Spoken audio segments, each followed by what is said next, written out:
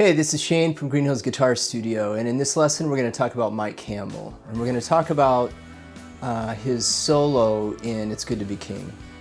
I'm kind of experimenting with this video. I've changed my recording setup, try to get rid of a microphone and do a little different audio production stuff so I could play around with adding some rhythm parts. I've had some students and some people reaching out asking how to kind of layer some guitars, and also in a band setting, how to structure your guitar parts in a way that sound more musical, or maybe you're not like just kind of bashing on an open position chord all the time.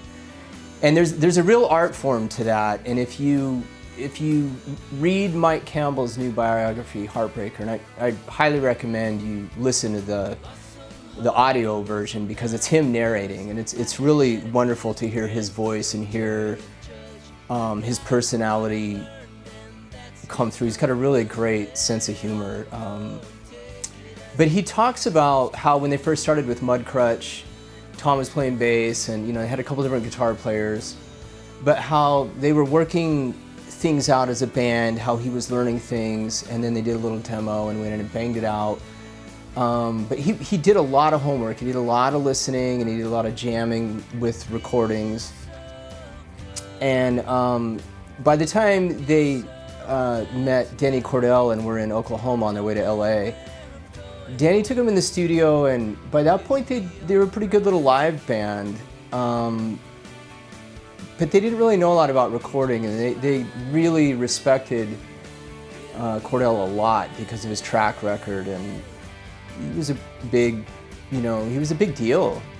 So he taught them how to work in the studio, and he really instilled in Tom how to be a really kind of like more of a working songwriter. He really pushed him to write more, so that when he came in the studio, they had stuff to work on.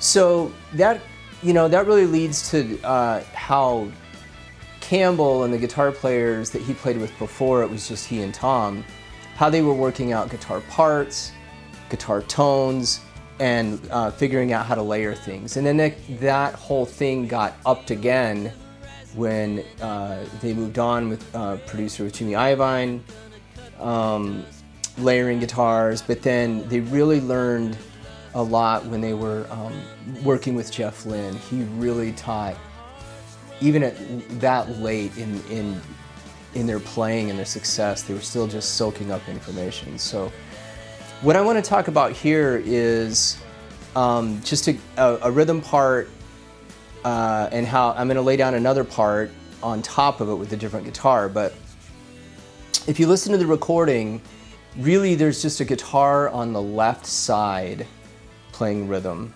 and on the right side there isn't really a rhythm guitar. It's just the guitar solo, which is Mike Campbell, up the middle, and then not a lot of guitar on the right hand side, but we're gonna play around with that here.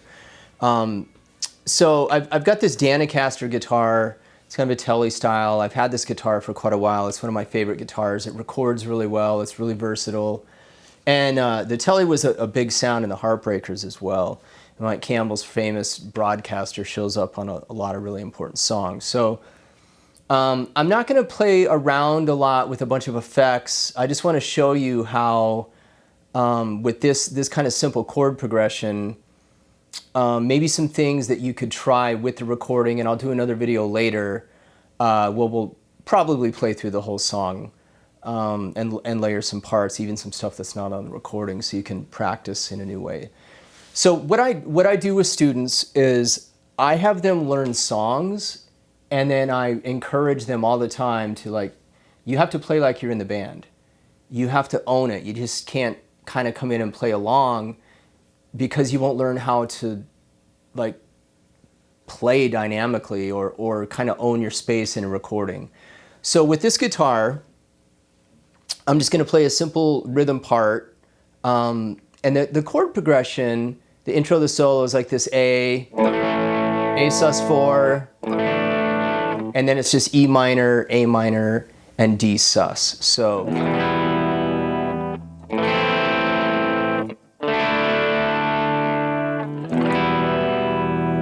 Now notice on the D, I'm not playing a D with a major third. A lot of the times when you're playing with some distortion, you usually don't want to put those major thirds in there. So another thing that works really well in this key, because we're in E minor, that open E, it's going to be a pitch that you can play on top of every chord, and we'll do more of that in the other guitar part.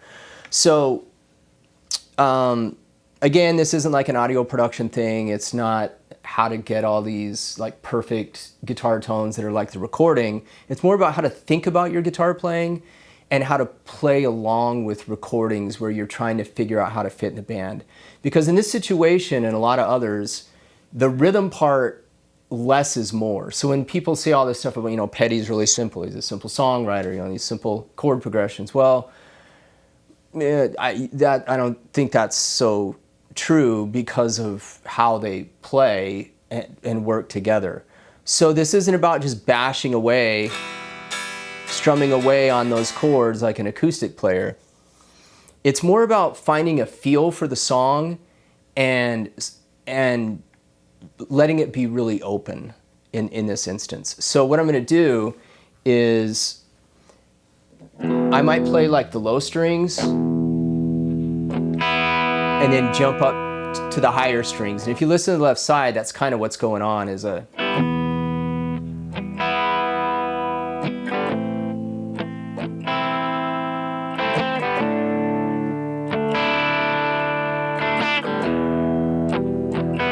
and I'm kind of doing a little muting with this hand. Let me turn here. So mute, mute, open. It makes it just sound tougher, instead of, it's kind of like this. It reminds me a little bit of like a Neil Young kind of thing, I think, where it's like.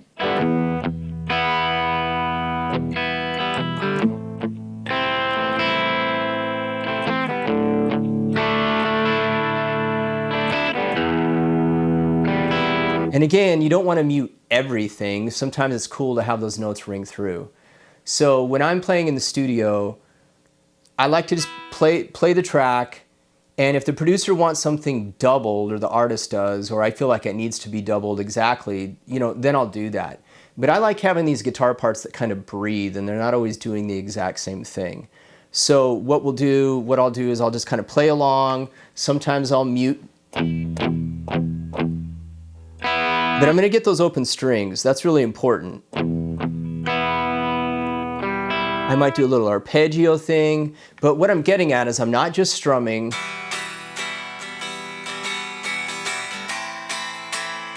That's a different guitar, that's a different part. That's not what's going on here. So this is going to give you an opportunity to work on your muting, kind of arpeggiate.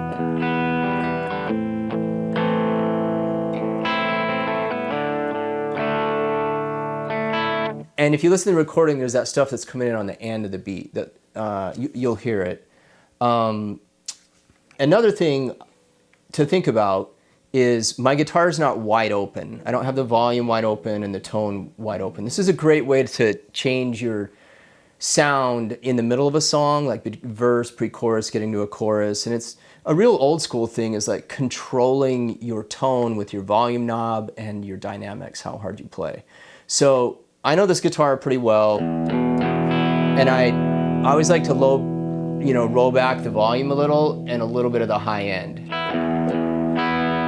See how much that changes the gain? So I'm just gonna back it off a little bit.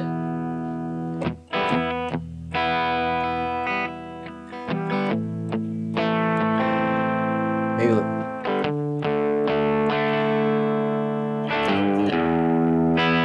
right. So I think that sounds pretty good. I'd be happy with that.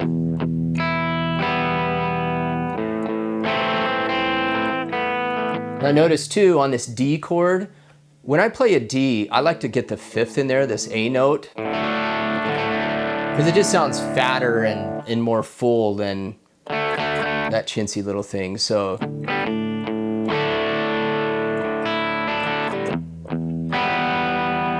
all right, so I'm going to pull up this track, and this backing track, and I'm just going to play along and do that, and then we're going to add another rhythm part, okay?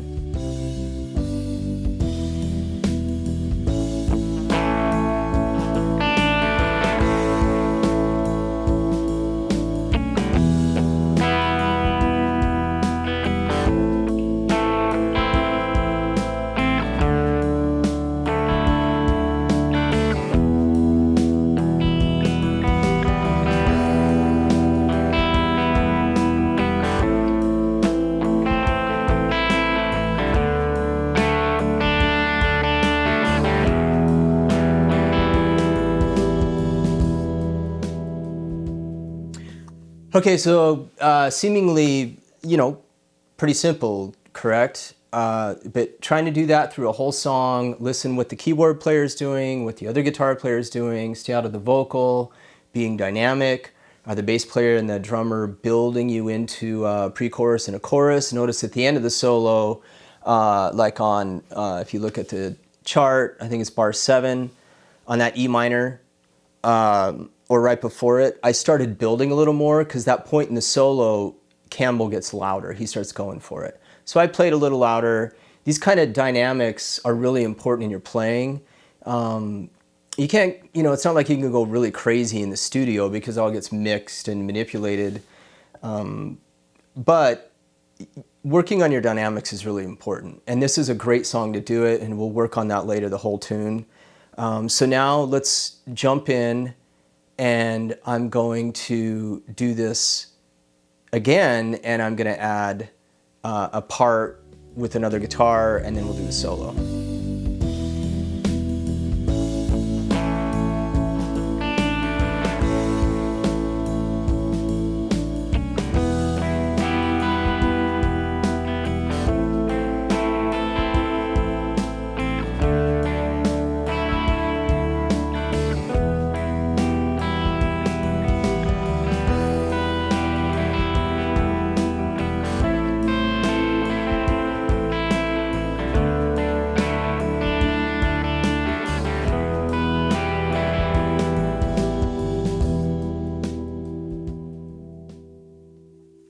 Okay, so what my thought process was on that one is because I have a different guitar and I'm going to get a different sound.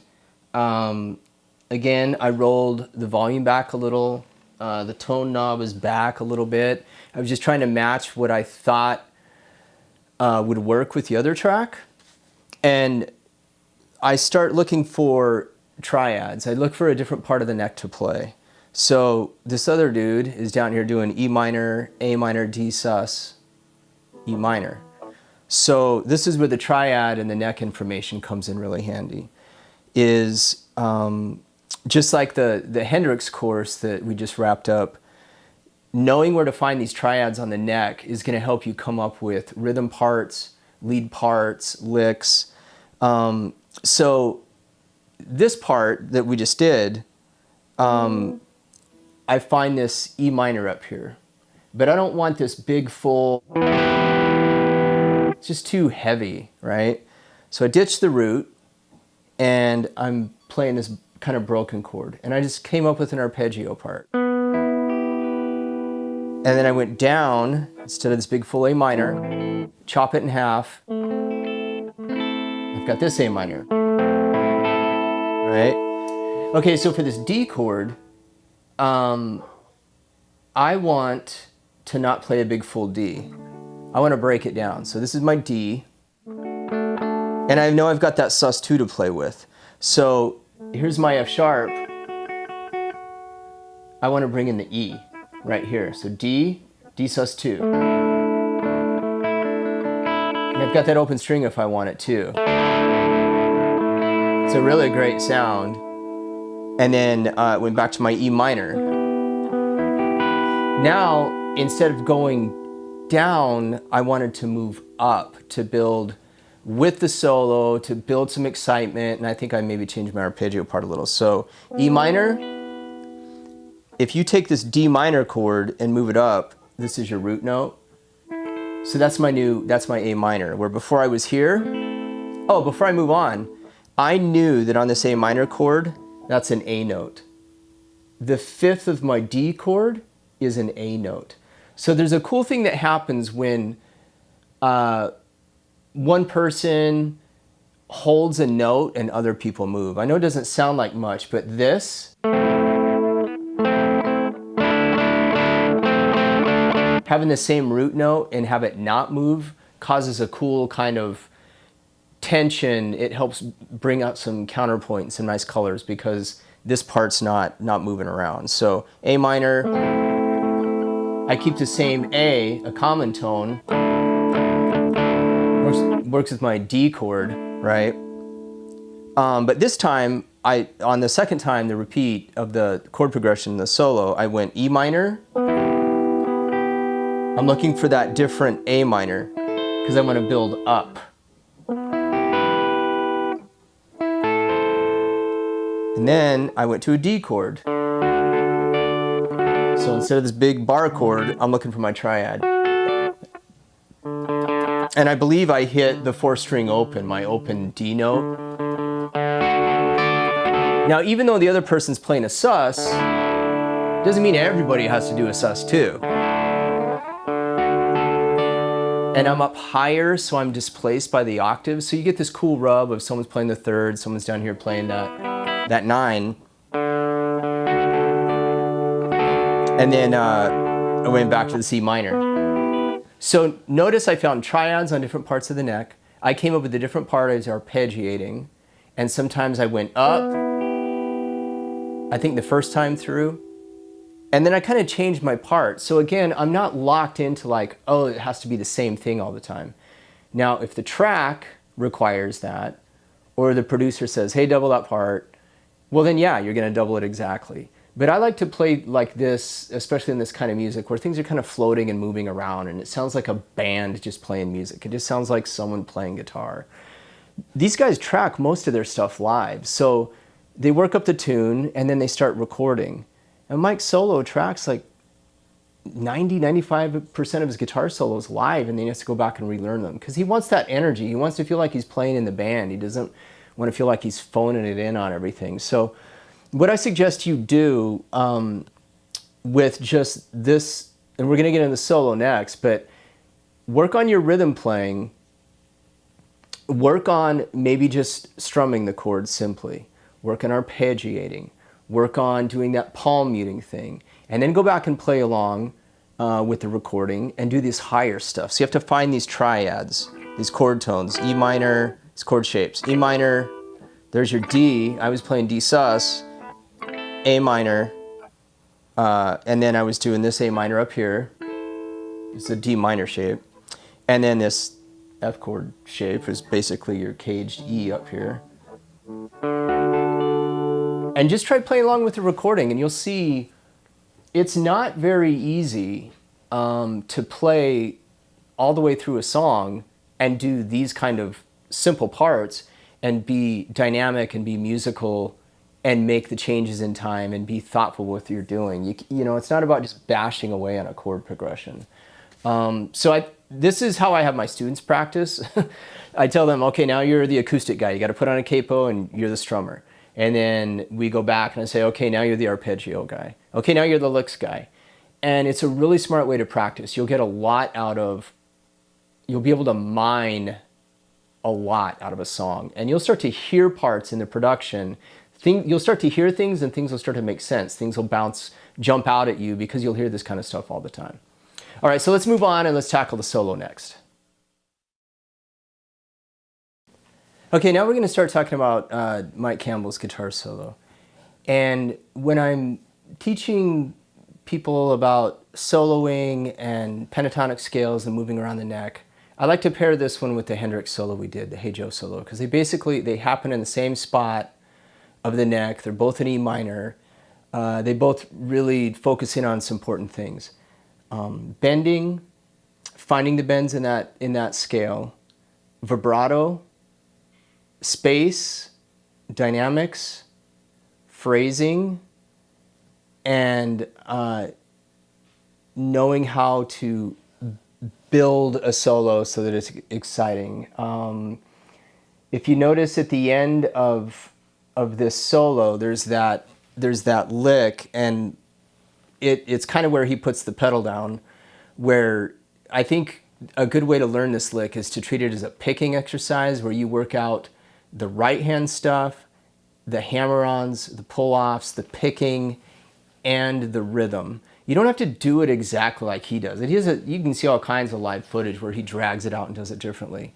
But I do think it's worth learning solos note for note as close as you can get, because then you're learning a lot from the player. So don't feel like you have to get this exactly, but I would treat this whole last phrase like this. You do the bend, get the vibrato, the pull off,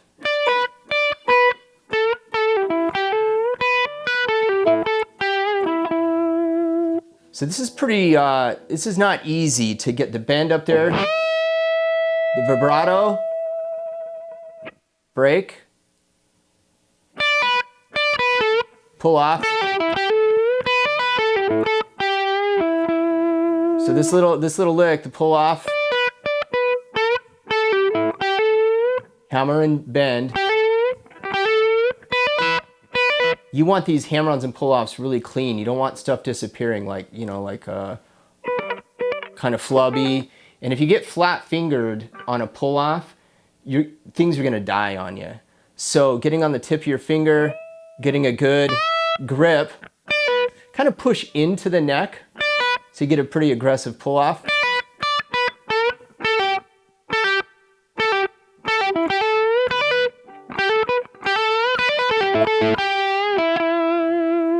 So this opening bend, you put some vibrato on it, come down, and right away, this is tricky.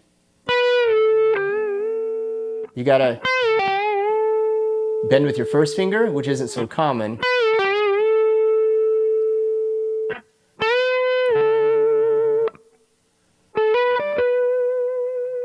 Okay, so right there, he's moving into that second, shape, pentatonic scale, if this is our first one. Our second, just like the Hendrix thing. So he's moving out of the position a little bit, but he knows right where to go. And notice in the solo, if you listen to his version, he doesn't come out of the gates roaring. He hits this note, it's pretty soft. It's like he's at, 65%.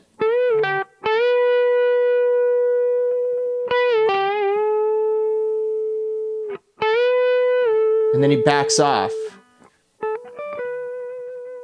Now here,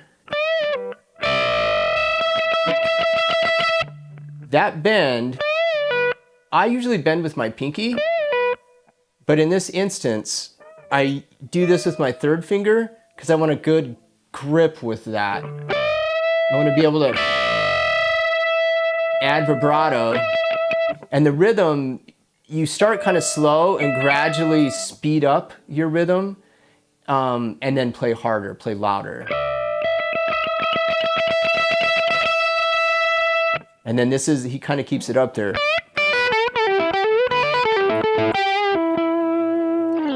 So there's a lot going on in this solo. He plays in one part of the neck, basically. It's that one scale.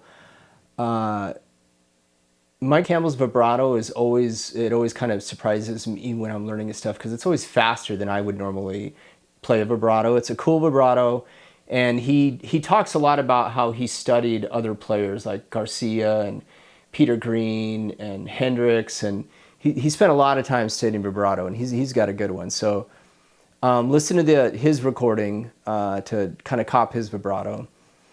So the things are bending in tune, clean hammer-ons and pull-offs, the vibrato at the top of the bend, which is not easy to do. That lick at the end, you don't want the end of your solo to just fall apart and nosedive. So you want to isolate that part of the solo, work it out as a picking exercise, get your hammer-ons and pull-offs clean, work on the phrasing and the timing. And notice how that the construction of the solo builds as he gets towards the end. I mean, he's leaving a lot of space. It's a really great solo. So let's play with the recording now, and then I'm going to talk about an alternative way to play it.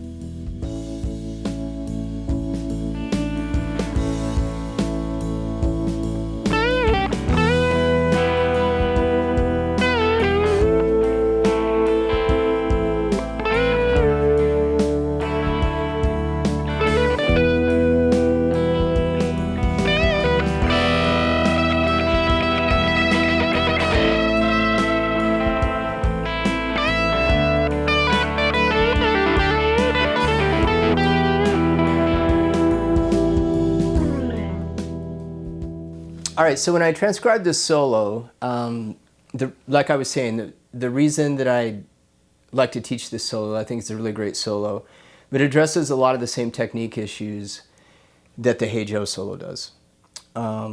So just like the Hey Joe solo, and just like Campbell moved out of the first position into the second up there, I'm going to show you an alternative way to play it. Because when I listen to the recording, I hear the tone of what he's doing on the front end a little differently than starting up here.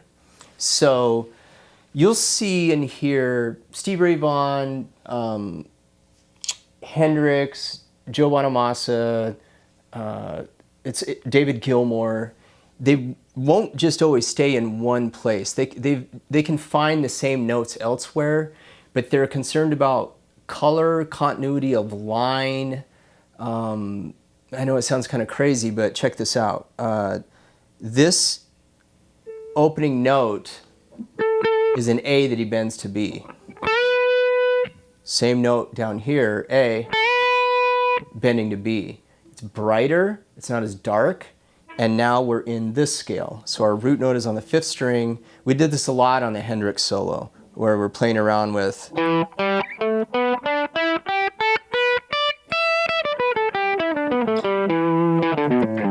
So this E minor chord that I use for the rhythm part, this is also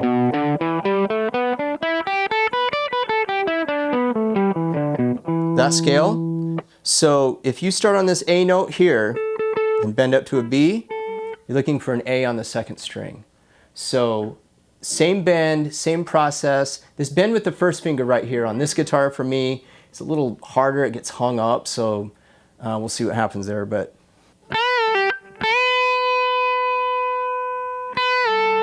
right there, I have to really kind of dig in.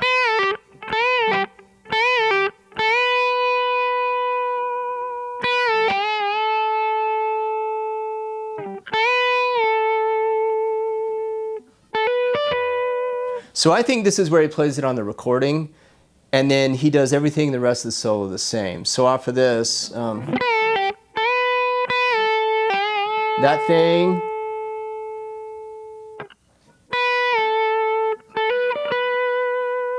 now he's up to this bend thing.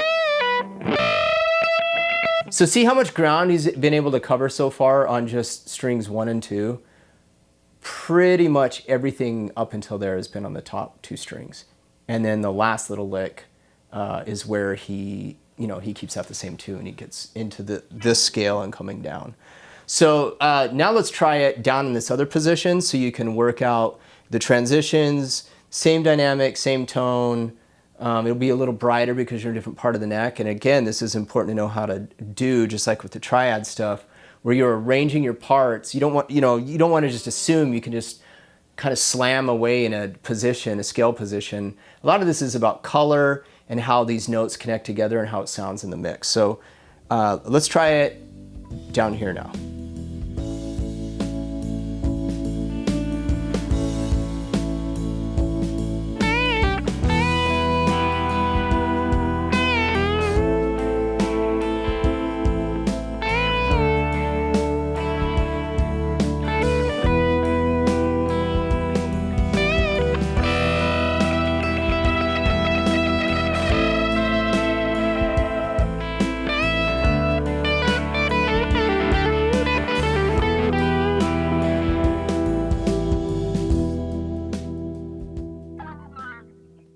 Okay, so as you can see, there's a lot of really good stuff to work on in this solo.